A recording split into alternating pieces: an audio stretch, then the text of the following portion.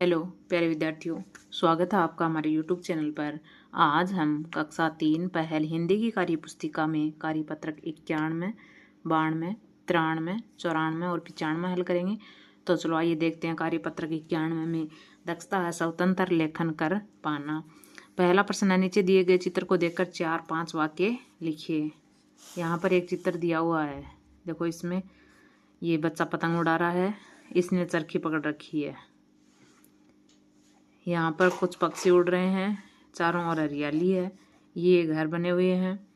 तो इनके बारे में अपन यहाँ पर वाक्य लिखेंगे। इनके हम नाम रख देंगे। कपिल और सुनील दोनों पड़ोसी हैं।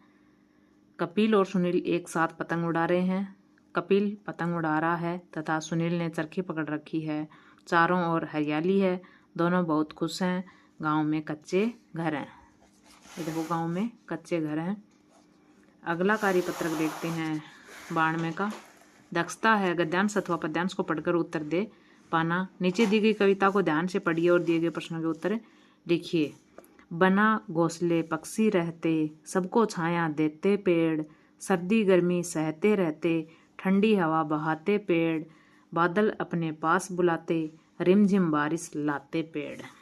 पेड़ के बारे में एक छोटा सा पैरा दिया है।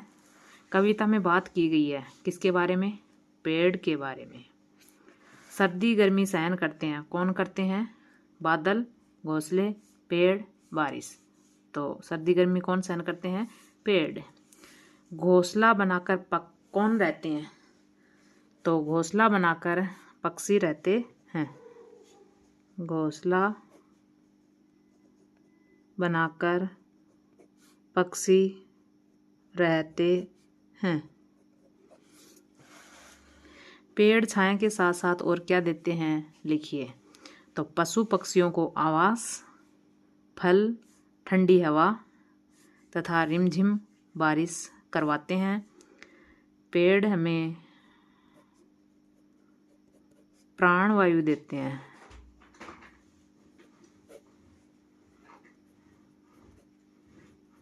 प्राणवायु यानी ऑक्सीजन। प्राणवायु कौन सी होती है? ऑक्सीजन। अगला है 5 का। हमें प्रतिवर्ष 2 पेड़ लगाने चाहिए। इन लगाए हुए पेड़ों की सुरक्षा हम कैसे करेंगे? लिखिए। समय पर पानी देंगे। इन पेड़ों की जानवरों से सुरक्षा करेंगे। इस प्रकार हम लगाए हुए पेड़ों की सुरक्षा कर सकते हैं। अगला कार्यपत्रक देखते हैं 93 का, 93 का। दक्षता आसपास की वस्तुओं को देखकर अर्थ समझ पाना। पहला है, सरला अपने परिवार के साथ पिकनिक पर गई। अब बताइए। देखो, यहाँ पर 4 बच्चे हैं। यहाँ पर कुछ फ्रूट्स रखे हैं, जैसे अंगूर हैं, ये देखो चेरी हैं, सेब हैं, यहाँ पर नाशपाती हैं, संतरा हैं, ये टमाटर रखे हैं, संतरा रखे हैं, यहाँ अंडा रखे हैं, ये स्ट्रॉबेरी रखी हैं, कपकेक हैं, यहाँ पर देखो सैंडविच वगैरह रखे हैं।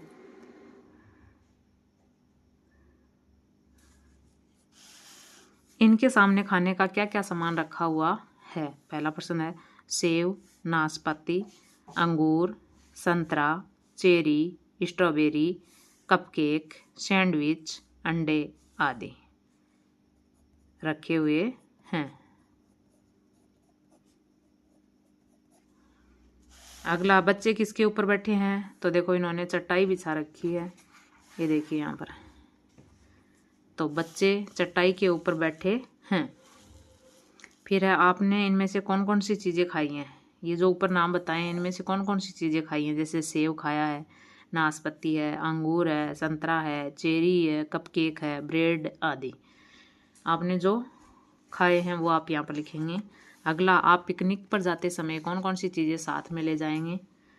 वो यहाँ पर लिखनी है। जैसे ब्रेड है, नमकीन ले जाएंगे, बिस्किट है, फल, पानी, सब्जी पूड़ी आदि। अगला कार्यपत्रक देखते हैं 94 का। दक्षता है गद्यांश अथवा पद्यांश को पढ़कर उत्तर दे पाना। नीचे दिए गए पद्यांश को पढ़कर पूछे गए प्रश्नों के उत्तर लिखिए। आलस छोड़ो, बच्चों जागो, आंखें खोलो जगो उठो, अब सोने का समय नहीं है, काम करो तुम जगो उठो। देखो, आलस छोड़ो बच्चों जगो, आलस छोड़ के तुम जगो, आंखें खोलो जगो उठो, अब सोने का समय नहीं है। अब क्या हो गया है? सवेरा हो गया है, काम करो तुम जगो उठो। कविता में छोड़ने की बात कही है। क्या छोड़ने की बात कही गई है? तो आंखें, आलस, काम या आराम। तो आलस छोड़ने की बात की गई है। कविता में क्या करने को कहा गया है? आलस करने को, नाम करने को, विश्राम करने को, काम करने को। तो कविता में काम करने को कहा गया है। कविता की वह पंक्ति लिखिए जिसमें आंखें खोलने के लिए कहा गया है। तो आंखें खोलो जगो उठो।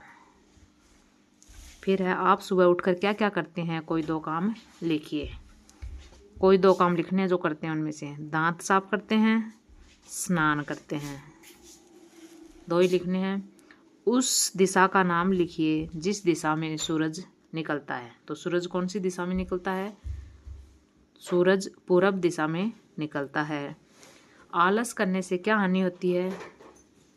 तो आलस करने से कोई काम समय पर नहीं होता, सब काम पेंडिंग रह जाते हैं। आज का काम कल पर डाल देते हैं, कल आएगा तो फिर कल पर डाल देंगे। तो कोई भी काम समय पर नहीं होता है आलस करने से। अगला कार्यपत्रक देखते हैं 95 का। दक्षता है अपनी कल्पना से कहानी और कविता को आगे बढ़ा पाना। पहला है, नीचे दी गई कहानी को आगे बढ़ाइए।